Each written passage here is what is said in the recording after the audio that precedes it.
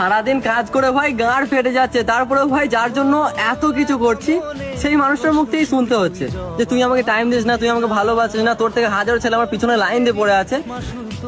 আরে আমি কি বলবো, আমার মাথাটা তো তখনই খারাপ হয়ে যায় যে আমার থেকে ভালো ছেলে পাওয়া খুব সহজ, কারণ আমি দেখতেও সুন্দর না আর আমার বাবার অনেক টাকা পয়সাও নেই। আর এখনকার মেয়েরা তো সেই সব ছেলেদেরকেই পছন্দ করে, যেসব ছেলেরা সারা দিন ছাপড়িগিরি করে বেড়ায়, বাবার টাকায় ফুটানি দেখায়, সারা দিন উড়ে বেড়ায়, সেই সব ছেলেদেরকেই পছন্দ করে। কিন্তু যেসব ছেলেরা নিজের দমে 2 টাকা ইনকাম করে একটা পরিবারের দায়িত্ব নেয়, সেই সব ছেলেদেরকে পছন্দ করে না। যেসব ছেলেরা সম্মান দেয়, কেয়ার করে, সেই সব ছেলেদেরকে পছন্দ করে না।